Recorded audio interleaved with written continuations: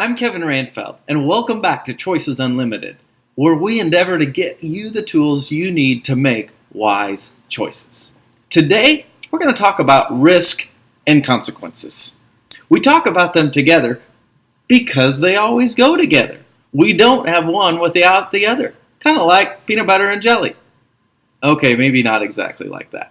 But risk and consequences do go hand in hand. So let's talk first about consequences.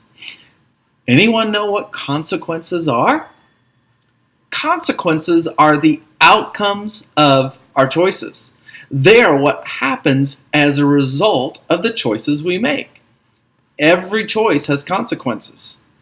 No, the outcome of our choices can be positive and negative. They're not always bad. And many times, the choices we make will have both good and bad consequences. Let's talk a little bit about risk. Do you know what a risk is? Basically, a risk is how likely the results or the consequences are to happen. For example, if I decided right now to go up on top of this building and jump off, are there going to be consequences that go along with that choice? Absolutely. What are the possible consequences of that decision? Well, let's first take a look at the negative consequences because those are probably the ones that come first and foremost to your mind. I could get a broken bone, right? A serious injury, maybe even die. Those are pretty negative. How about positive? Well, could get attention, might look cool, it could be really exciting and thrilling. Now, after we've identified the negative and the positive consequences, both the good and the bad results that could happen, now we need to ask ourselves, what is the risk or how likely are those things to actually happen? So let's go through those again. What is the risk or likelihood of getting a broken bone or a serious injury? Pretty high, isn't it? How about the risk of getting attention? Well, yeah, I might get attention. How about looking cool? I don't know, not so much maybe. Could it be exciting and thrilling? Yeah, probably for about a half a second. So once we've went through and identified the risks of each one of those consequences or how likely they are to happen, the thing we do then is we determine, is the risk worth the outcome? Is the attention that I will get worth breaking both of my legs? Is that good? No, I don't think so. Okay, that example is probably pretty easy. Let's try another one, and this is going to get just a little bit harder. Let's say that tomorrow you have a math test, and you really need to study for the math test.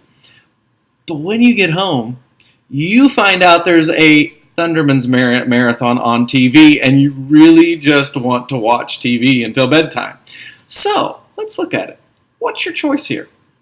Well, the choice is to study or not to study and watch TV, right? So, what are the possible consequences of each one of those choices? Remember, consequences can be what? Both positive and negative. Let's look about the positive consequences if we should choose to study. Okay, positive consequences if we choose to study. Well, I'll probably do better on the test. Hopefully get an A.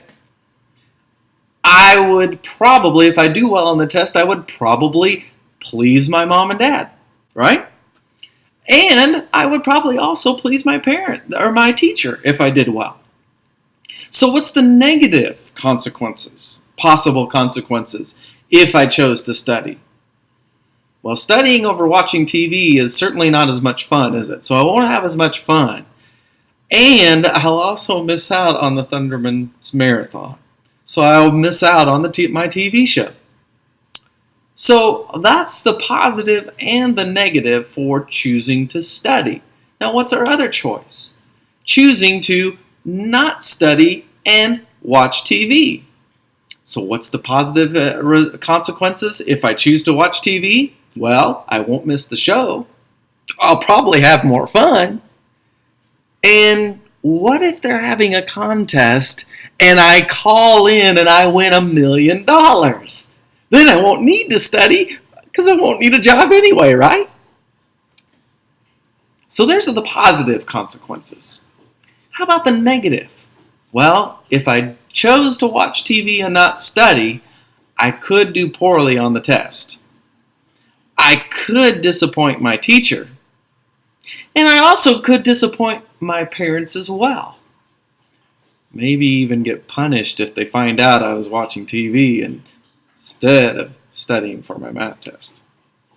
So once we've identified the possible consequences of each choice, so having said that, we could probably make the conclusion that studying is the better choice, even if it's not the choice that we first thought we'd like to make. And that's why I think this is so important to go through this process of looking at each consequence of a choice, identifying the risk, how likely it is to happen, and then finding out which is the better choice. Sometimes it's not the choice that we really, really want to do is the best choice. Let me ask you this. Who's responsible for the choices we make? We are, aren't we? And who's responsible for the consequences, either positive or negative, of those choices? We are. Having said that, let's look back to our lesson from last week about friends and influence. Who are some of the people that can influence our decisions? Parents, right? They can tell us we can't watch TV because we need to study. How about our friends? What if we have a best friend that calls up and says, hey, why don't you come over and watch the Thundermans with me tonight? Would that influence your decision? Let's say we already made that choice and we decided it was probably a better idea to watch to study than watch TV, and then we get the phone call. Do you think it would still be tempting to go to your friend's house and watch TV? Sure. Not only would you get to watch TV, but you get to do something with someone you really like to be around. Or what if you had a best friend that called and said, hey, why don't you come over and we'll study for the math test together? Would that influence your decision? Yeah. I mean, that could be a win-win situation, couldn't it? Because you'd be studying to do better on your test